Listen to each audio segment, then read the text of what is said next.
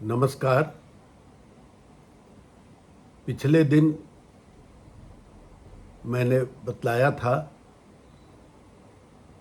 कि जिस संस्कृत साहित्य विमर्श को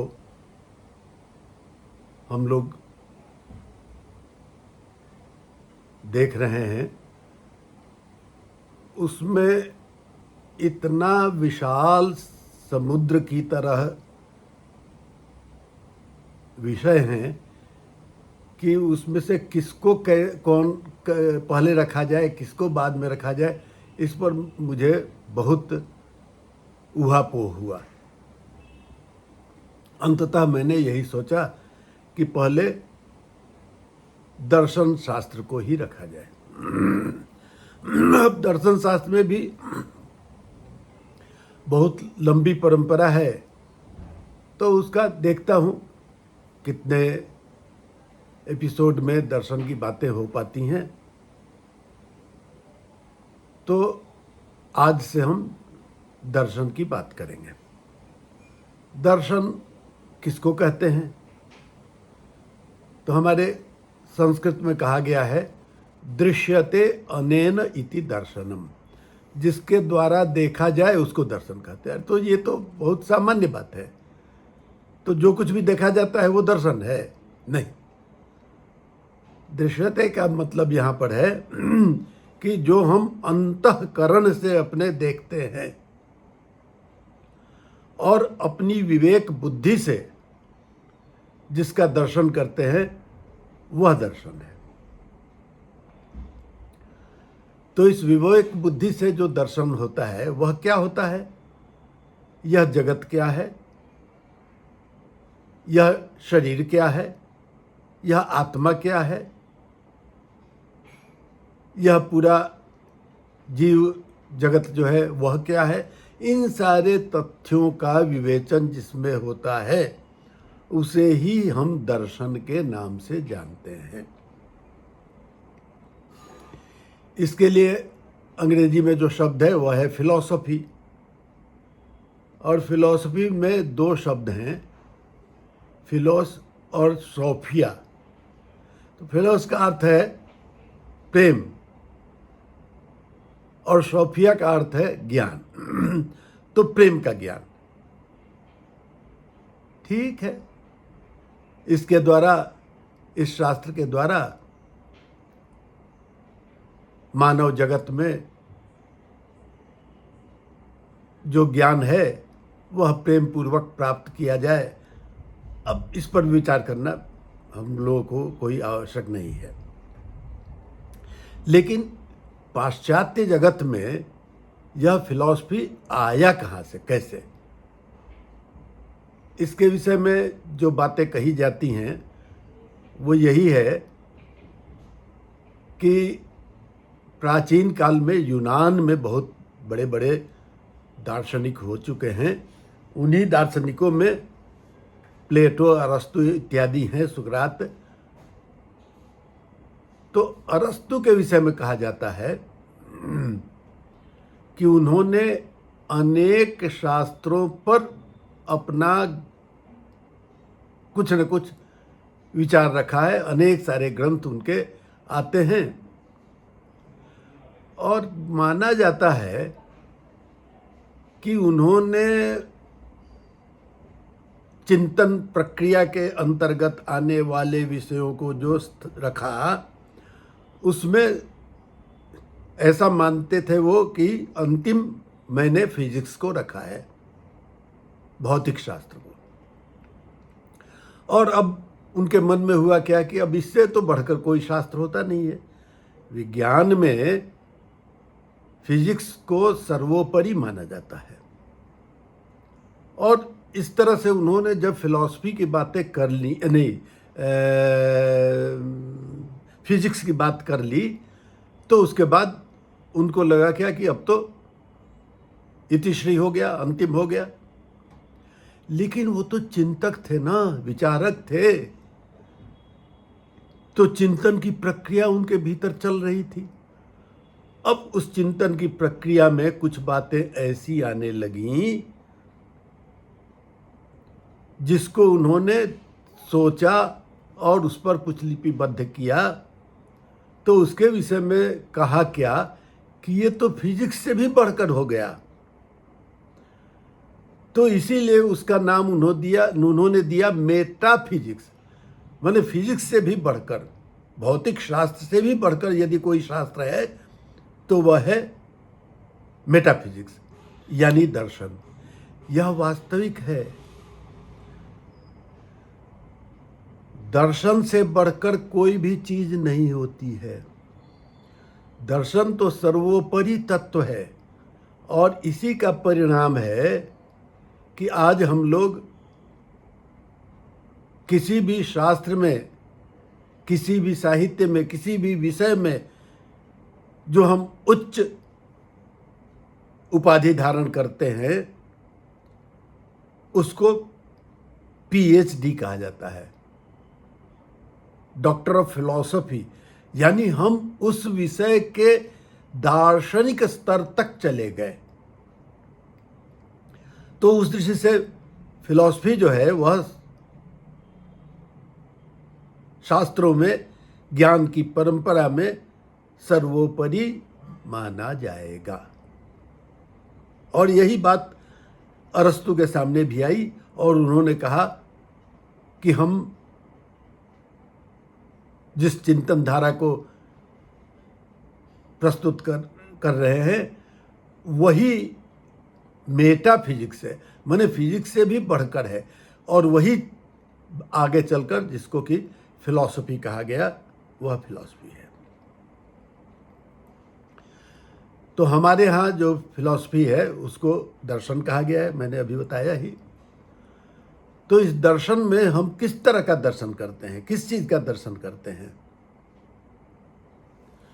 तो वह है कि हम अपनी विवेक बुद्धि के द्वारा, मनस्तत्व के द्वारा जिसका अन्वेषण करते हैं, जिसकी खोजबीन करते हैं, वह तत्व जो है वही दर्शन है। और इसके आधार पर यह संसार क्या है, यह जीव क्या है, यह जगत क्या है, और इसमें होने वाले जो विविध पदार्थ हैं वो किस रूप में हैं, इन बातों को जिसके अंतर्गत रखा जाता है उसी शास्त्र को दर्शन शास्त्र कहा गया है। हम लोग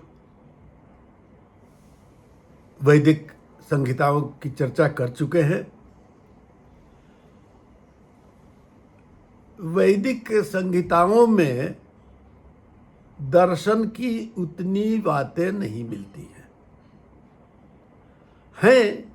छिटपुट रूप में हैं, लेकिन कोई ऐसा जिसमें कि कहा जाए कि पूर्णतया यहाँ पर दर्शन का ही विवेचन हुआ हो, ऐसा बहुत कुछ ही मिलते हैं सूक्त। मैंने बतलाया था कि वेदों में सूक्त हैं और एक एक सूक्त में कई कई मंत्र होते हैं। तो इस तरह से कुछ ही सूक्त हैं जिनमें कि दार्शनिक विषय की प्राप्ति होती है, और उसमें सर्वाधिक प्रमुख जो एक सूक्त है वह है नासदीय सूक्त। तो इस नासदीय सूक्त में बहुत सारी बातें कही गई हैं जो कि दर्शन के मूल रूप में मानी जा सकती हैं। इसके अतिरिक्त पुरुष सूक्त भी है। यूँ पुरुष सूक्त पर कई लोगों ने कुछ विवाद उत्पन्न किए हैं, मैं उस ओर नहीं जा रहा हूँ। फिर भी पुरुष सूक्त में दार्शनिक विषय विद्यमान हैं। इसी ढंग से कुछ सामंजस्य सूक्त इत्यादि जो है उनमें भी कुछ बातें दर्शन की जाती हैं, या छिटपुट रूप में अन्य सूक्तों में भी कुछ कुछ बातें मिल जाती हैं। लेकिन नासदीय सूक्त जो है वह पूर्णतया दार्शनिक सूक्त ही माना जाता है। उसमें जो ऋषि है वो प्रश्न उठाते हैं, को अद्धा वेद, किसने इस जगत को जाना, का यम विसृष्टि किमिदम जगत, इन सारी बातों को लेकर वहां पर चर्चा हुई है। तो इस रूप में कहा जाए कि नासदीय सूक्त जो है वह पूरी तरह से दार्शनिक सूक्त है। तो दर्शन में इन्हीं बातों का विवेचन होता है कि यह जिसमें हम रह रहे हैं वह संसार कैसे बना है, क्या है, किस तत्व की यहाँ प्रधानता है, और हम जो हैं इसमें जो कुछ चेतन तत्व है वह है क्या। आखिर हम जीवधारी हैं तो यह जीव है क्या, और इस आत्मा से युक्त होकर ही हम कुछ कार्य कर पाते हैं, कुछ भी सोच पाते हैं, समझ पाते हैं। और यदि यह आत्मा नहीं रहे तो हम मृत हो जाते हैं। हमारा वही शरीर जब निष्प्राण हो जाता है तो हम कुछ नहीं कर पाते हैं। तो इन सारे तत्वों का विवेचन जहाँ पर दिया गया है उसी को कहते हैं दर्शन तत्व, दर्शन सिद्धांत, दर्शन तत्व, दर्शन प्रणाली इत्यादि इत्यादि। तो इसमें सबसे जो महत्वपूर्ण तत्व है वह है विवेक तत्व। यह बुद्धि जो होती है इसकी प्रबलता इसमें होती है, और इसके द्वारा जो चिंतन प्रणाली होती है वह आती है। अब इसमें कई प्रकार की चिंतन प्रणालियां हमारे यहाँ रही हैं जिनका विवेचन तो हम करेंगे ही, और उसी में वैदिक जो साहित्य है उसमें ब्राह्मण ग्रंथ हैं, फिर आरण्यक ग्रंथ हैं। तो इनमें भी कहीं ना कहीं कुछ कुछ दार्शनिक विषय प्राप्त होते हैं। उसके बाद जो वैदिक साहित्य का अंतिम भाग है जिसके विषय में मैंने बतलाया था कि उपनिषद भाग जो है वो तो पूरा का पूरा दार्शनिक विवेचन ही है, और उस दार्शनिक विवेचन को करने में वहाँ पर बहुत सारी कथाएं भी आती हैं।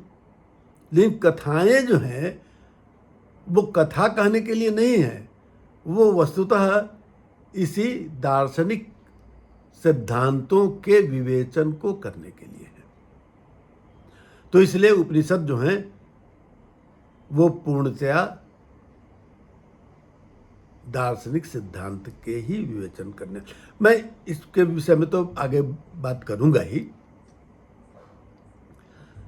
वहीं पर एक प्रश्न उठता है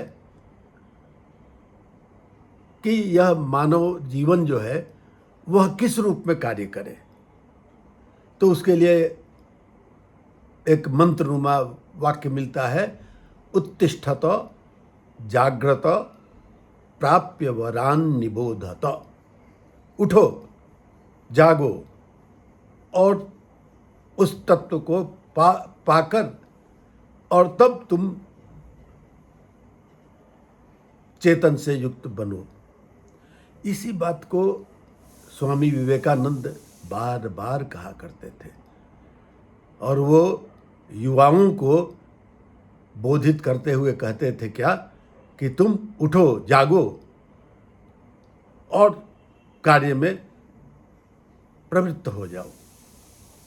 तो इस तरह की बातें जो आती हैं वह दर्शन की बातें हैं, और इनके द्वारा हम इस तरह के ज्ञान से हम आत्मचिंतन भी करते हैं और दूसरे के लिए भी हम मार्ग को प्रशस्त करते हैं। अस्तु, इसमें हमारे भारतीय दर्शन में, जो कि पूर्णतया भारतीय दर्शन है, उसमें दो तरह के सिद्धांत मिलते हैं। एक है आस्तिक दर्शन, जो वेद को स्वीकार करता है, वेद के प्रमाण को स्वीकार करता है, वेद की बातों को पूर्णतया स्वीकार करता है वो कहलाते हैं आस्तिक दर्शन, और जो वेद की बात को नहीं मानता है वो कहलाता है नास्तिक दर्शन। यहीं पर मैं आस्तिक नास्तिक के विषय में जो सामान्य बातें आती हैं समाज में, आस्तिक को हम लोग सामान्यतया कह देते हैं कि जो ईश्वर को मानता है वह आस्तिक है और जो ईश्वर को नहीं मानता है वो नास्तिक है। यह बात वेद दर्शन के अनुसार पूर्णतया गलत है।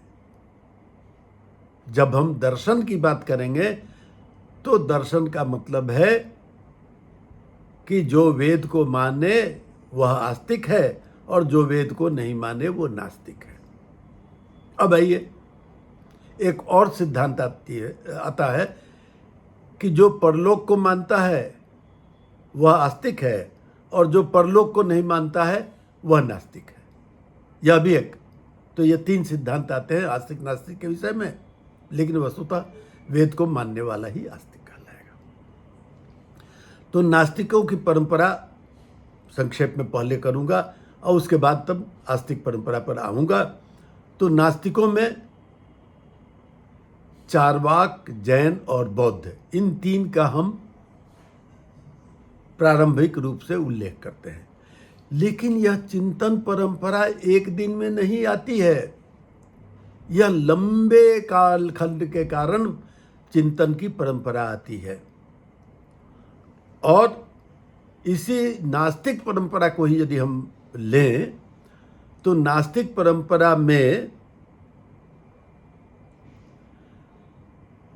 जो चार्वाक को छोड़ दीजिए, अभी जैन और बौद्ध की जो परंपरा है तो इनके आचार्यों को श्रमण कहा गया है। तो बौद्ध ऋषि भी श्रमण और जैन ऋषि भी श्रमण। तो श्रमणों की परंपरा बहुत लंबी बताई गई है और कहा जाता है क्या कि जैन परंपरा में 263 प्रकार के पंथ थे और बौद्ध परंपरा में 62 प्रकार के पंथ थे।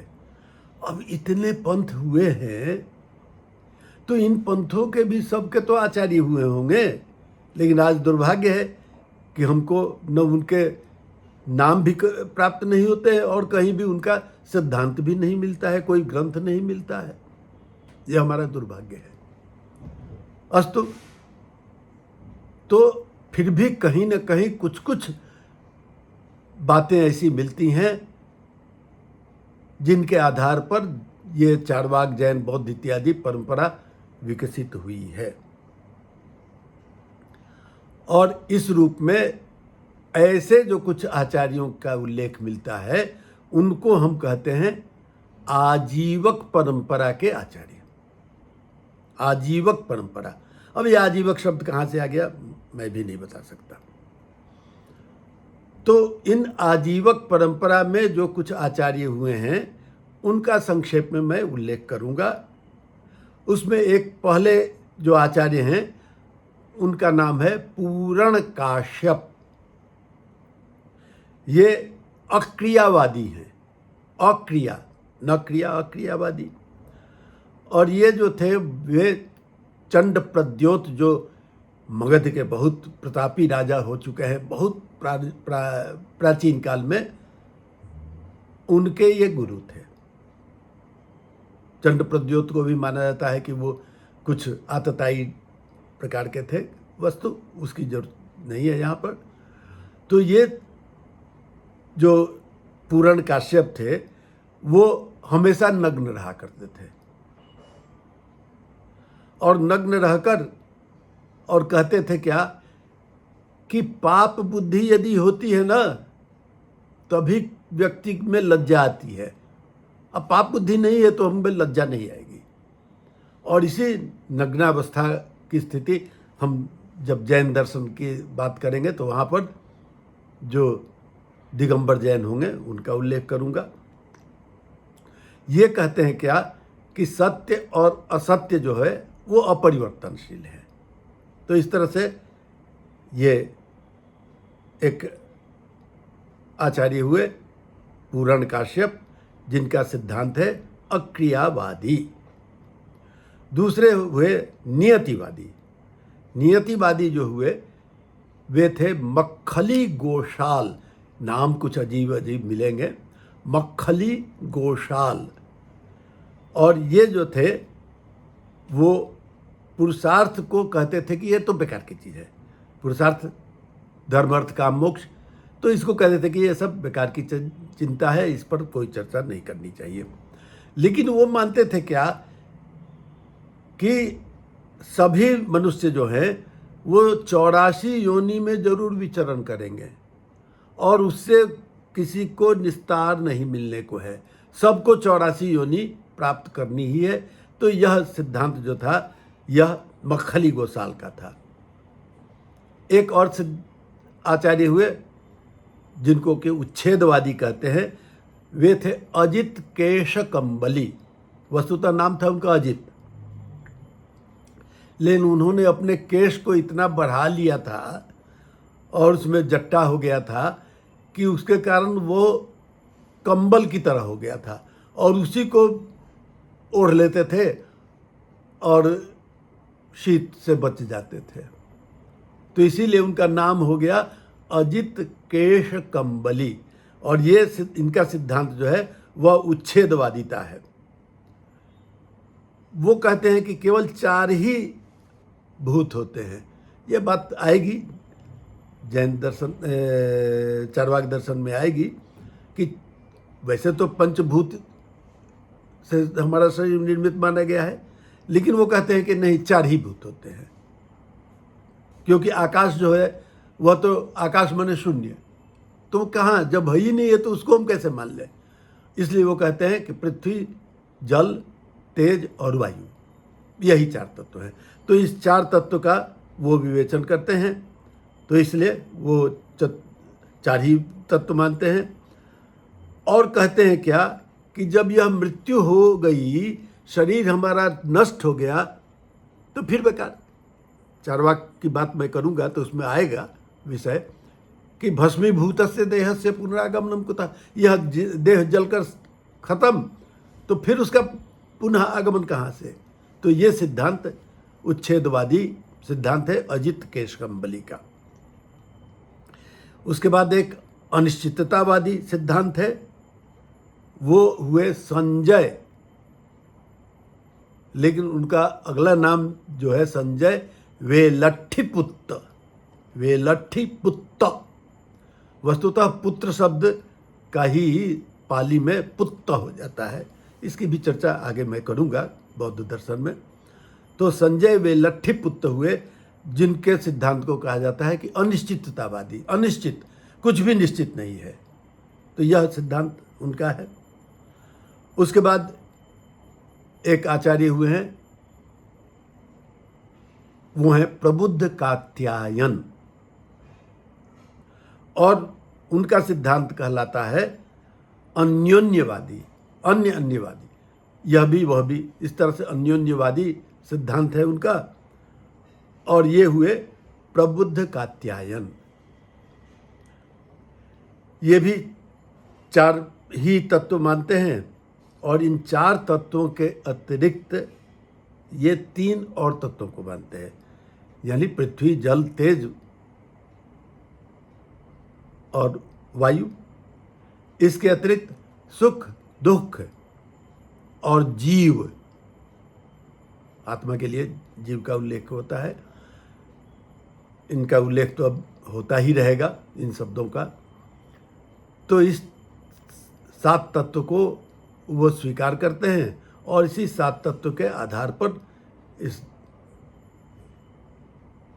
अपने दार्शनिक सिद्धांतों का वो विवेचन करते हैं, इसलिए उसका नाम हो गया अन्योन्यवादी।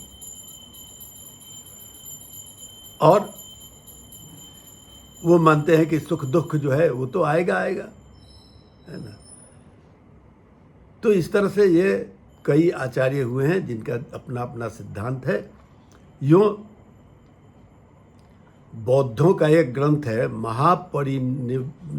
परिनिर्वाण सूत्र, जिसको कि पाली में महापरिनिर्वाण सुत्ता कहते हैं। तो उसमें एक नाम आता है आचार्य का, निगंठनाथ पुत्र। तो वो जो आचार्य हुए हैं उन्होंने भी अपना कुछ मत दिया था, लेकिन उनके सिद्धांत का उल्लेख नहीं मिलता है, केवल नामना उनका उल्लेख मिलता है। तो इस तरह से ये सभी आचार्य जो हुए हैं वो जो नास्तिक संप्रदाय हैं, चारवाक, जैन, बौद्ध, इनके कुछ न कुछ पहले हैं और कुछ न कुछ बातें ऐसी आती हैं उसमें जिनका इनके सिद्धांतों में मूल रूप में वो विद्यमान है। मैं आपको बतलाना चाहूँगा कि यह जो बातें आज मैंने कही हैं आपको किसी भी दर्शन की पुस्तक में शायद नहीं मिले, कहीं नहीं। इसका उल्लेख लोगों ने नहीं किया है। बड़ी मुश्किल से मैंने इन सबको ऊपर किया है और इसलिए मैंने इन बातों को कहा। इन बातों को ही हम मानेंगे कि नास्तिक परंपरा जो हमारे यहाँ आई है उस नास्तिक परंपरा के मूल में ये सारे आचार्य हुए होंगे। अब मैं अगले दिन चारवाक सिद्धांत को रखूंगा, चारवाक दर्शन के विषय में पहले रखूंगा, फिर आगे चलकर जैन और बौद्ध की चर्चा करूंगा और उसके बाद तब फिर आस्तिक परंपरा की ओर जाऊंगा। तो आज की बात इतनी ही। धन्यवाद।